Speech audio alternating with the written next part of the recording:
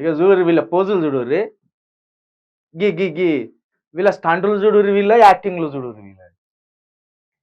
ఏంది ఇది? కాళేశ్వరం ప్రాజెక్టు పనికిరాదు. మరి ఏం చేద్దాం? ఇది ఏం చేద్దామండి రేవంత్ రెడ్డి గారు? కాళేశ్వరం ప్రాజెక్ట్ పనికి రాకపోతే ఏం చేద్దాం చెప్పురు? దాన్ని మూసేద్దామా? అదేమన్నా కంపెనీయా లేకపోతే ఏమన్నా గోదామా? దగ్గర దగ్గర 90 లక్షల కోట్లతో కట్టిండ్లు అది, 90 వేల కోట్లతో కట్టిండ్లు అది. పనికిరాదు అని ఇంత హెడ్డింగ్ పెట్టి రాపించినావు ఈ చీకటి పేపర్లా, ఈ సిగ్గులేని పేపర్లా, ఈ సిగ్గులేని వెలుగు పేపర్లా, ఈ బర్బాతల పేపర్లా, ఈ ఎగురం లేని పేపర్లా ఎవరిని భయపెట్టిస్తామని ఇట్లా రాసిండు వార్త? కాళేశ్వరం ప్రాజెక్టే పనికిరాదట. కాళేశ్వరం ప్రాజెక్టు పనికి రాకపోతే ముందు మీ అందరు పనికిరారన్నట్టు. ఎందుకంటే కాళేశ్వరం ప్రాజెక్టు కడతా అంటే మీరు నోర్లు మూసుకొని కూర్చున్నారు, మీ నోర్లకు జిట్టలు పుట్టినట్టు కూర్చున్నారు. ఇదే కాళేశ్వరం ప్రాజెక్టుకి కేంద్ర జలమండలి ఆమోదం తెలిపింది, కేంద్ర ప్రభుత్వం ఆమోదం తెలిపింది.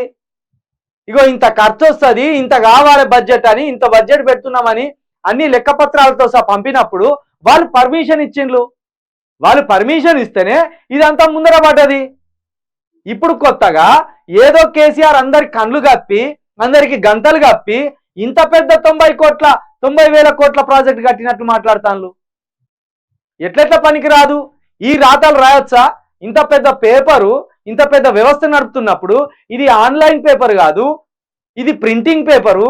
సిగ్గులేని వార్తలు ఎట్లా రాస్తున్నావు? ఈ అబద్ధాల వార్తలు ఎట్లా రాస్తున్నావు? దీని మీద కేసు వేయవచ్చు, ఇలాంటి వార్త మీద కేసు వేయవచ్చు.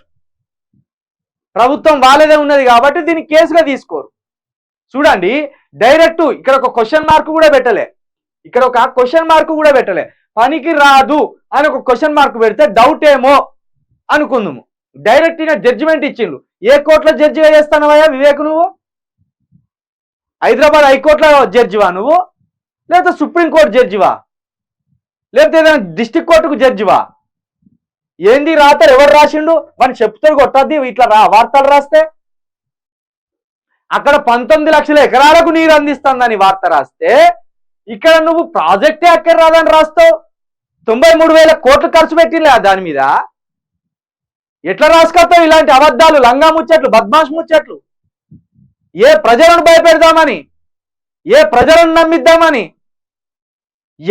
ఎవని మోచేతి నీగిళ్ళు తాగుతూ ఇలాంటి వార్తలు రాస్తున్నావు? రేవంత్ రెడ్డి ఎన్ని కోట్ల కాంట్రాక్ట్ ఇస్తానన్నాడు నీకు? వెలుగు పేపర్ ఓనికి, వెలుగు పేపర్ ఓనర్ గానికి ఇదే రేవంత్ రెడ్డి కావచ్చు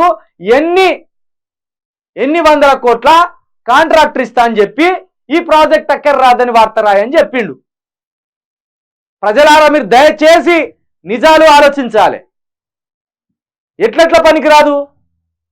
ఒక 5 లక్షలకో 10 లక్షలకో 19 లక్షలకో ఎకరాలకు నీళ్ళు ఇస్తాను కదా.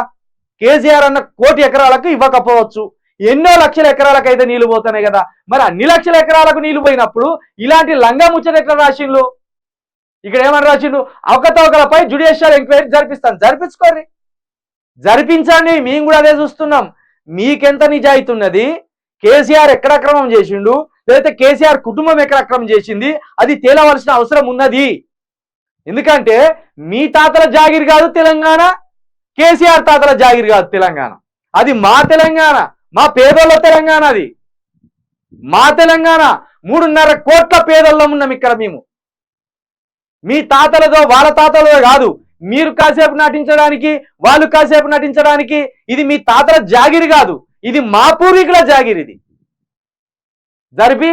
నువ్వు జరిపియాలని మేము చూస్తాం. మూడు బ్యారేజీలు దెబ్బతిన్నాయని కామెంట్. 3 బ్యారేజీలు దెబ్బతింటేనే 93 వేల కోట్ల ప్రాజెక్ట్, 93 వేల కోట్ల ప్రాజెక్టు పనికిరాదా? అవసరం లేని 3వ టీఎంసీ పనులను కేసీఆర్ తన బంధువులకు కట్టబెట్టిండు వెంకటరెడ్డి. మరి లెక్కలు చూపియాలి కదా, లెక్కలు చూపియాలి, వాస్తవాలు చూపియాలి, ఆధారాలు చూపియాలి. ఇక చూడండి, ఎవరన్నా సామాన్యుడు ఈ తతంగం అంతా చూస్తే ఎంత పెద్ద అవినీతి జరిగిందో ఇక్కడ అని ముందు వానికి వాడు ఫిక్స్ అవుతాడు. ఇక ఇక్కడెక్కడ కూర్చొని ఇట్లా ఏలు పెట్టిండు. ఇక ఈయన మన బీసీ బిడ్డ ఎవరు? పొన్నం ప్రభాకర్ గౌడ్ ఇట్లా ఏలు పెట్టిండు. ఇక గింత పెద్ద లొందబడ్డదా ఇక్కడ. అబ్బా, కేసీఆర్ కుటుంబం మొత్తం కలిసి ఎంత పెద్ద లొంత పెట్టింది ఈడ అనుకునేటట్టు. ఇగో ఈయనే ఈ వెలుగు పేపర్ ఉన్నారు. ఇగో ఈయనే బేబీ కటింగ్ చేపించుకొచ్చుకున్నాడు. ఈయన నిలబడ్డాడు, ఏం తెలియనట్టు ఇట్లా చేతులు పెట్టుకొని నిలబడ్డాడు. ఈ కుట్రకంతా, ఇలాంటి దొంగ వార్తకంతా సూత్రధారి అంటే డైరెక్షన్ ఈయన ద్వారా చేయించిండు వీళ్ళందరూ కలిసి. ఇక్కడ ఇగో కోమటిరెడ్డి వెంకటరెడ్డి, ఇక్కడ ఉత్తమ్ కుమార్ రెడ్డి, ఇక్కడ శ్రీనివాస్ రెడ్డి.